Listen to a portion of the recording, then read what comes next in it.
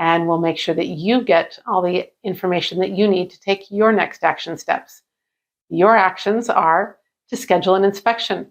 I'll send you a list of a few awesome inspectors. If this is your first time to this channel and you want to know everything about buying and selling homes, click subscribe below and tap the bell for notifications so you'll be the first to know about the latest tips for buying and selling. Hi, my name is Kitty Cheney, owner of Chandelier Property Group with eXp Realty, where we provide brilliant solutions. One way we do this is by helping you understand the process of buying and selling a home, the potential challenges, and the common roller coaster of emotions along the way. Challenges and stresses are reduced and often eliminated when one knows what to expect in advance. We call this sharing the light of knowledge. We've worked with so many people just like you, looking for help to buy or sell a home, and we love to serve. Whether moving in 9 days or 90 days, if you want to feel heard, informed, and comfortable, give us a call, shoot us a text, or send us an email. All of our info is in the description below, so we can help you make a smooth move.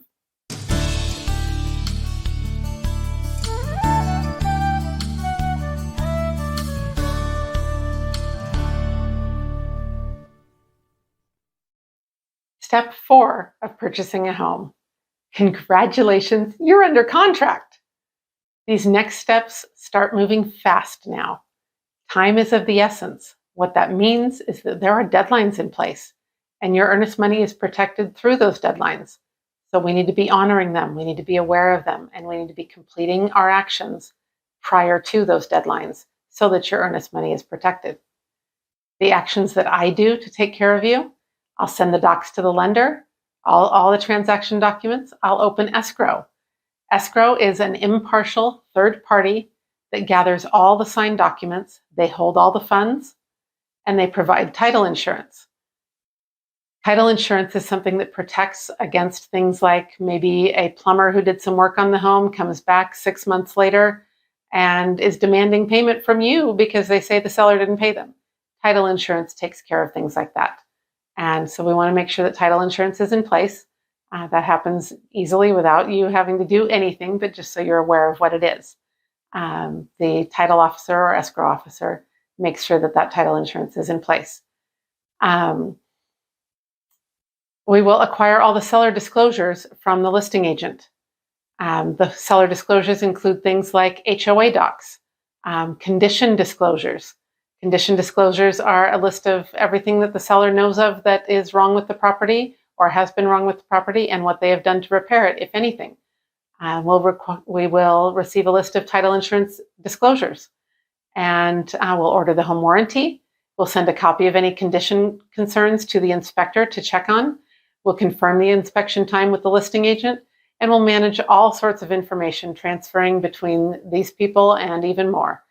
And we'll make sure that you get all the information that you need to take your next action steps. Your actions are to schedule an inspection.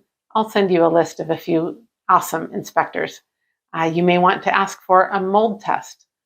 You may want to ask for a meth test and for a radon test. So we all know what mold is. Meth is, of course, a drug that is unfortunately used. You can't just look at the condition of a home and tell if someone is likely on drugs. Meth is sometimes used in very nice homes and sometimes in not so nice homes. And so you may want to do a meth test just to check. And radon. Radon is a colorless, odorless gas that seeps up from the ground. There is no way of knowing based off of the structure of the ground, whether it has more rocks or less or whatever. There's no way of knowing based off of that whether it is more or less likely to have radon. But this colorless, odorless gas is one of the leading causes of lung cancer. So you do want to do a radon test. This gas collects in, once a home is built, it collects in the basement. And so you can do a test for it there and then determine if there is high enough levels of radon that you want to ask for a radon remediation system. Regardless, I do suggest that you do a radon test on every purchase. That can be an important consideration. And older homes, you may want to look at doing a mainline scope for your water and sewer lines. As a short story to share with you, I have some cute clients who purchased an older, I think it was a 1920s home, cute little bungalow, had had a few remodels over the years. And the inspector gave us a heads up that the main line looked like it was original. And so they decided to do a sewer scope, an inspection on that main line. Sure enough, there were some original sections and there was tree roots, considerable tree roots in it. And we were able to negotiate for a replacement of that section of the main line going out to the street. And so that was very beneficial to them that they chose to do that. Cost them, I think it was a couple $100, and they saved several thousand by doing so and negotiating for that repair. So I do suggest, if you're purchasing an older home, and sometimes even a newer one, get an inspection on the main lines going out to the street. You will also deposit your earnest money. So I will send you a link to conveniently make an online deposit, nice and easy to do. Again, that earnest money is held in a trust account and protected for you. And you're going to get any requested docs to the lender ASAP. When a lender is asking for docs. Now, early on, we had it nice and slow while you were getting docs to the lender. Now we're moving fast. Any docs that they request at this point, they don't need in 2 days. They need them yesterday. Make sure that you get the docs to the lender ASAP. The number one cause of delays in purchase transactions is buyers. Yes, that's right. You are the number one cause in delays. And it is because buyers tend to take a little while to get the documents in. So make sure that you've gathered those, you've got them available, and you get them submitted as soon as they're requested. Some of the documents that may be requested would be updated W-2s, 1099s, updated pay stubs, updated bank statements, things like that. And so if the lender is requesting any documents, get them over there ASAP. Again, use that online secure portal. Don't just email them. You will be reviewing the seller disclosures once they are received. Typically, we'll get them within 2 to 3 days of acceptance. And on that condition disclosure, again, that is a list of all the issues that the seller knows of that are wrong with the property, and the resolution, what they've done to resolve it, if anything. They are not required to disclose what they don't know about. Let that sink in for a moment. If they don't know, they can't disclose, and they're not required to.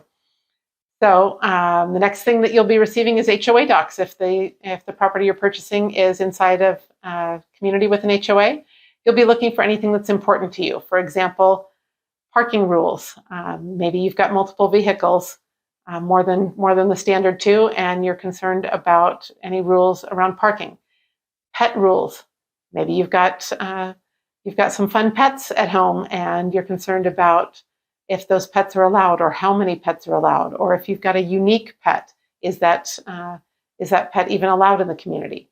And so you'll be checking those. Sometimes perhaps you are planning on building a shed and you need to find out if the HOA allows that. And if so, how big do they allow? Maybe you've got an RV you want to store in your backyard. You need to find out if that's allowed. Maybe you've always dreamed of having chickens and fresh eggs. And so you need to find out if that is allowed in this community. All those things and more, you'll be reading through the HOA docs to confirm your understanding on the things that are important to you and whether the HOA allows them or not, what the rules are. Title insurance exceptions, you'll be receiving the title insurance documentation. And within that, you can expect to find the seller's mortgage. That, of course, it's present on the title records at this time. It will be, of course, paid off as the transaction closes. But anything else, any other things beyond their mortgage, we want to look at and find out if there's additional liens against the property that we need to make sure get cleared at closing. You'll be receiving a plat map. On the plat map, you'll want to look at the easements and find out if there are easements in certain areas that, and just to clarify what an easement is something that allows someone else to access your property. So you will have utility easements that allow the utility companies to come and access their utility boxes if you've got some in your yard, or the power meters in order to take readings when the property sells. There will be easements for that, but there will also sometimes be easements for underground utilities. And if there are underground utilities in in your lot. Maybe you are restricted on where you can build that shed if you're wanting to do so. That actually happened to one of my clients. So another story to share with you. We had found the home that we wanted to buy for these cute little buyers, and we're standing in the backyard and planning out where they're going to put their shed. And then once we got the plat map, I realized and pointed out to them that the easements showed that they could not build a shed where they wanted to because there were underground utilities in that space, and the utility company would need to be able to come in and dig those up and repair them should there be a problem. And a shed on top would prevent them from doing so. And so we re-looked at the backyard and found a different place to build their shed, and they're happily enjoying that home today. So you want to look at the easements, and as anything else, make sure that you're clear on the property lines and where those are.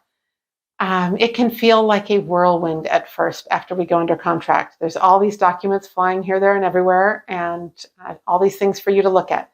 But don't worry, it calms down soon. Once you've reviewed all the disclosures, you're ready for step 5, the inspection. I'll see you on the next video. If you appreciated the knowledge shared in this video, click follow and subscribe for more videos on buying and selling homes. If you're looking to buy or sell a home and want to feel heard, informed, and comfortable along the way, comment below, or even better, call me. I look forward to being the brilliant solution you can't wait to share.